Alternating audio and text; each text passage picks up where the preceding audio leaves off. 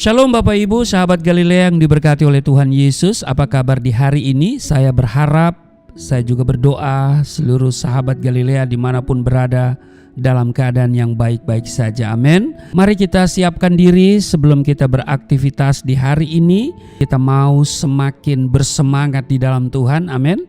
Semakin giat di dalam membaca dan merenungkan firman Tuhan. Ya, di hari ini mari kita siapkan diri kita berdoa. Segala hormat kemuliaan hanya bagimu Bapa di dalam nama Tuhan Yesus. Dikuduskanlah namamu, datanglah kerajaanmu, jadilah kehendakmu di bumi seperti di surga. Kami bersyukur kami ada di hari ini. Terima kasih Engkau yang terus menyertai kami sehingga kami ada sebagaimana kami berada di hari ini.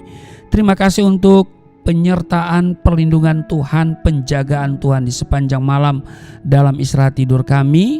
Dan hari ini sebelum kami beraktivitas, Engkau yang telah memberikan kami kekuatan, semangat untuk bekerja, untuk melakukan segala sesuatu di hari ini. Kami akan baca, dengar, dan renungkan firman-Mu. Urapi kami, buka hati pikiran kami. Urapi juga hamba-Mu yang tidak ada apa-apanya. Hari ini adalah hari yang diubahkan Tuhan menjadi hari-hari baik bagi kami. Hari penuh berkat, ada terobosan, ada promosi Tuhan kerjakan di dalam nama Tuhan Yesus. Haleluya, amin. Kita baca di Yesaya pasalnya yang ke-7 di ayat 9 bagian B. Jika kamu tidak percaya, sungguh kamu tidak teguh jaya. Nah, iya kan? Jadi kita harus percaya dan teguh jaya. Amin.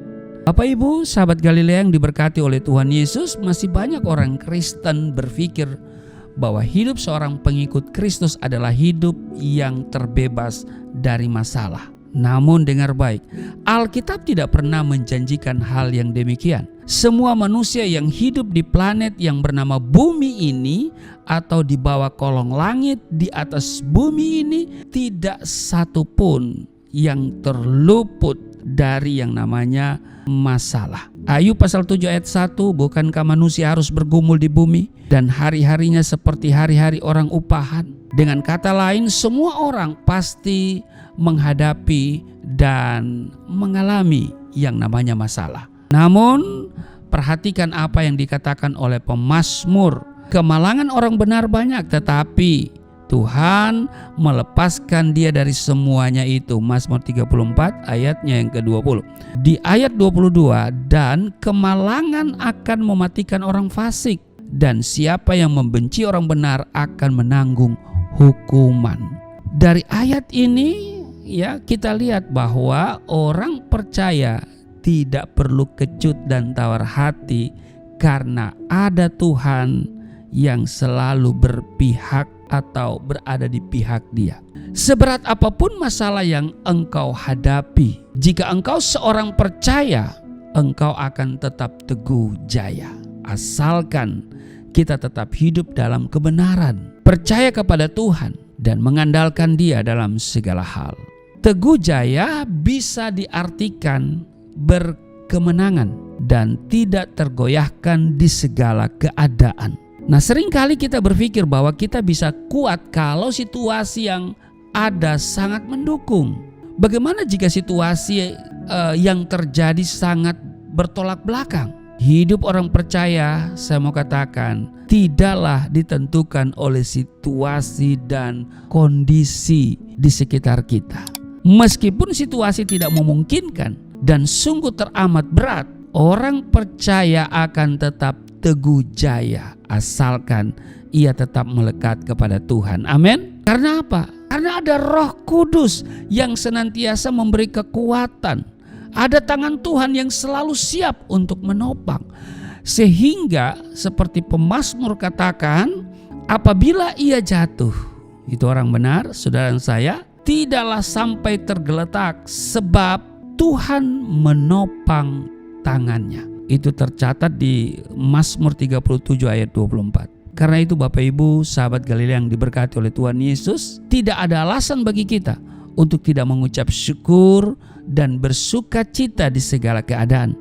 Sebab dalam segala perkara Tuhan turut bekerja untuk mendatangkan kebaikan. Amin. kita juga patut bersyukur karena kita punya Bapa yang baik. Di dalam Matius pasal 7 ayat 9, 10 dan 11 dikatakan begini, adakah seorang daripadamu yang memberi batu kepada anaknya jika ia meminta roti? Ayat 10. Atau memberi ular jika ia meminta ikan?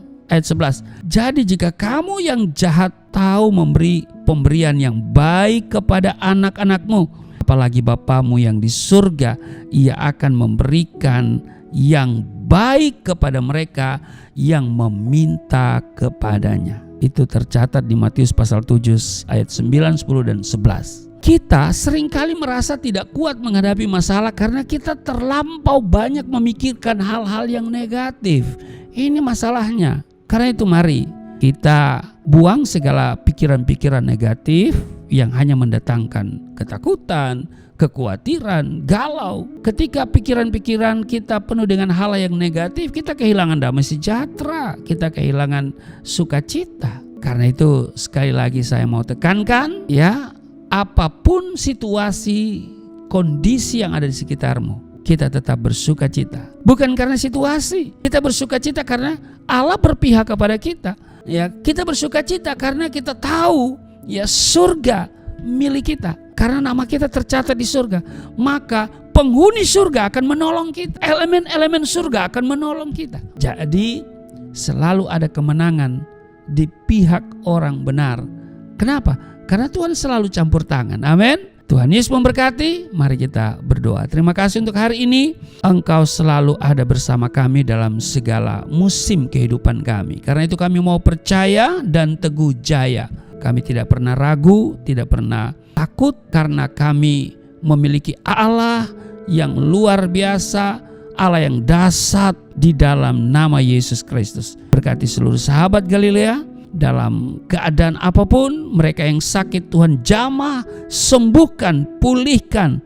Di dalam nama Yesus Engkau berbelas kasihan, Engkau berkemurahan di dalam nama Tuhan Yesus. Maka kesembuhan mengalir dari ujung kepala sampai ujung kaki di dalam nama Tuhan Yesus. Mereka yang letih lesu berbeban berat diberikan kelegaan. Mereka yang bergumul entah masalah jodoh, masalah rumah, masalah perkawinan, masalah ekonomi, masalah pekerjaan, masalah apapun, kami percaya nama Yesus, nama yang memberikan jaminan, nama yang memberkati kami. Karena itu berdoa di dalam nama Tuhan Yesus, mereka semua terpelihara, kami semakin mau dekat bergantung sepenuhnya kepadamu. Di dalam nama Tuhan Yesus. Amin.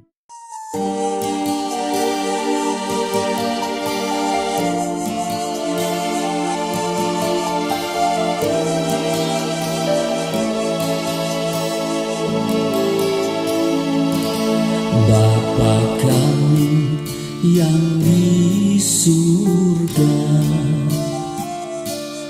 dimuliakanlah nama-Mu. Datanglah kerajaan, jadilah kehendak-Mu di bumi seperti di surga.